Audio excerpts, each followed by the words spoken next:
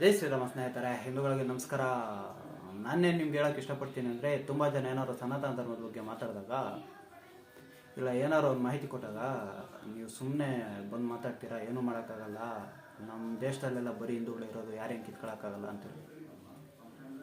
ಹಲವಾರು ವರ್ಷಗಳಿಂದ ಅವ್ರು ಏನೇನು ಕಿತ್ಕೊಂಡವ್ರೆ ಅನ್ನೋದು ಇವಾಗ ನಿಮಗೆ ತೋರಿಸ್ತೀನಿ, ದಯವಿಟ್ಟು ನೋಡ್ಕೊಳ್ಳಿ. ಈಗ ನೀವು ನೋಡೋ ಚಿತ್ರ ಬಂದ್ಬಿಟ್ಟು ಅಖಂಡ ಭಾರತ. ಒನ್ ಟೈಮಲ್ಲಿ ಇಲ್ಲೆಲ್ಲ ಇದ್ದಿದ್ದು ಬರೀ ಹಿಂದೂಗಳೇ ಅಖಂಡ ಭಾರತದಲ್ಲಿ. ಈಗ ನೋಡೋದು ನೀವು ನೆಕ್ಸ್ಟ್ ಚಿತ್ರ ಏನು ನೋಡ್ತಾ ಇದ್ದೀರಾ, ಇದು ಬಂದ್ಬಿಟ್ಟು ಬ್ರಿಟಿಷರು ನಮಗೆ ಕೊಟ್ಟೋದಂತಹ ದೇಶ. ಆ ಟೈಮಲ್ಲಿ ಹಿಂದೂ ಮುಸ್ಲಿಂ ಡಿವೈಡ್ ಆದರು, ಆದರೆ ಮುಸ್ಲಿಂ ಸಪ್ರೇಟ್ ಕಂಟ್ರಿ ಮಾಡ್ಕೊಂಡವರು ಎಲ್ಲ ಮುಸ್ಲಿಂ ಘೋಷಣೆಗಳು ಮಾಡಿಕೊಂಡ್ರು. ನಮ್ಮ ಹಿಂದೂ ರಾಷ್ಟ್ರದಲ್ಲಿರೋ ಸೋ ಕಾಲ್ಡ್ ಸೆಕ್ಯುಲರ್ಗಳಿಂದ ಇದು ಹಿಂದೂ ರಾಷ್ಟ್ರ ಆಗಲಿಲ್ಲ. ಇಲ್ಲಿ ಬಂದ್ಬಿಟ್ಟು ಇಲ್ಲೂ ಅವಾಗ ಚೆನ್ನಾಗೇ ಇದ್ದರು ಹಿಂದೂಗಳು, ಅನ್ಯ ಮತಸ್ಥರು ಕಮ್ಮಿಯಾಗೇ ಇದ್ದರು, ಕೇವಲ ಒಂದು 5% 6% ಇದ್ರು. ಈಗ ನೀವು ನೋಡುವಂತಹ ಒಂದು ಪಿಕ್ಚರ್ ಏನಿದೆ, ಇದು ಬಂದ್ಬಿಟ್ಟು ಈಗಿನ ಭಾರತ. ಇದರಲ್ಲಿ ಆಲ್ರೆಡಿ 8 ರಾಷ್ಟ್ರಗಳು ಅಧಿಕೃತ ಘೋಷಣೆ ಆಗಿ ಹಿಂದೂ ಮೈನಾರಿಟಿ ರಾಷ್ಟ್ರಗಳಾಗಿ ಆಗಿವೆ. ಇನ್ನೊಂದು ರಾಷ್ಟ್ರ ಘೋಷಣೆ ಆಗಿಲ್ಲ, ಬಟ್ ಅದು ಕೂಡ ಹಿಂದೂ ಮೈನಾರಿಟಿ ರಾಷ್ಟ್ರವಾಗಿದೆ. ಆದರೆ ಇಷ್ಟು ಜನ ಹಿಂದೂಗಳಿದ್ರಲ್ಲ, ಆ ಮೈನಾರಿಟಿ ರಾಷ್ಟ್ರಗಳೆಲ್ಲ ಮೆಜಾರಿಟಿಯಲ್ಲಿ ಹಿಂದೂಗಳು ಇದ್ರಲ್ಲ, ಮೆಜಾರಿಟಿ ಹಿಂದೂಗಳೆಲ್ಲ ಎಲ್ಲೋದ್ರು ಅಂತೀರಾ? ಅವ್ರ ಕಡೆಯಿಂದ ಏನು ಮಾಡಲಿಲ್ಲ ಅಂತಾನೆ ಕಮ್ಮಿ ಆಗೋರ, ಇಲ್ಲ ಹಿಂದೂಗಳಿಗೆ ಕೊಬ್ಬು ಜಾಸ್ತಿ ಆಗ್ಬಿಟ್ಟು ಹೋಗ್ಬಿಟ್ಟಿದಾರ? ಅವ್ರು ಹೆಂಗ್ ಬೇಕೋ ಹಂಗೆ ಮಾಡ್ತಾ ಇದ್ದಾರೆ ಸ್ನೇಹಿತರೆ. ಯಾರ್ಯಾರ ಮಧ್ಯೆ ಏನೇನು ತಂದಿಕ್ಬೇಕು, ಎಲ್ಲೆಲ್ಲಿ ಯಾವ್ಯಾವ ಮತಗಳ ಮಧ್ಯೆ ತಂದಿಕ್ಬೇಕು, ಎಲ್ಲ ಒಂದು ಪ್ರಣಾಳಿಕೆಯ ಪ್ರಕಾರ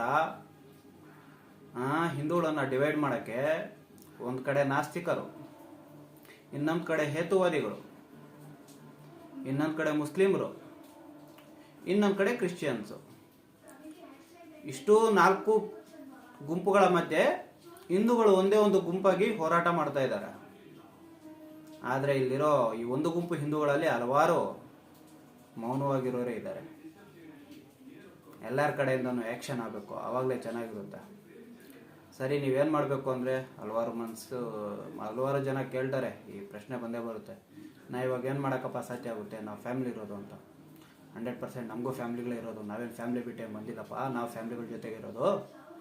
ನಾವು ವಾಯ್ಸ್ ರೈಸ್ ಮಾಡ್ತಾ ಇದ್ದೀವಿ. ನೀವೇನು ಮಾಡ್ತೀರಾ ಅಂದರೆ, ನಿಮ್ಗೇನು ಕೈಲಾಗುತ್ತೋ ಅದನ್ನು ಮಾಡಿ.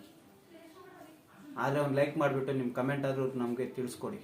ಯಾಕೆಂದರೆ ನೀವು ಮಾಡೋ ಲೈಕು ಮತ್ತು ಕಮೆಂಟಿಂದ ಇನ್ನೊಂದು 10 ಜನ ಜಾಸ್ತಿ ಪೋಸ್ಟ್ ರೀಚ್ ಆಗುತ್ತೆ. ನಾವು ಹಾಕೋ ಪೋಸ್ಟ್ ಇನ್ನೊಂದು 10 ಜನಕ್ಕೆ ಜಾಸ್ತಿ ರೀಚ್ ಆಗುತ್ತೆ.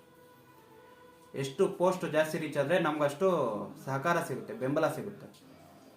ಒಂದು ಫಾಲೋ ಮಾಡಿ, ಇಲ್ಲ ಅದು ಆಗಲಿಲ್ಲ ಒಂದು 10 ಜನಕ್ಕೆ ಶೇರ್ ಮಾಡಿ. ಶೇರ್ ಮಾಡೋಕೆ ಅಷ್ಟೇ ಆಗಲ್ಲ, ಗೊತ್ತು ಬಿಡಿ.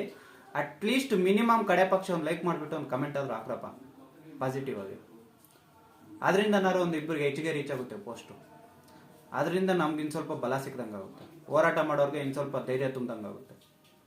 ನಾವು ವಾಯ್ಸ್ ರೈಸ್ ಮಾಡ್ತೀವಿ, ನಮಗೆ ನೀವು ಸಾಥ್ ಕೊಡಿ ಸಾಕು.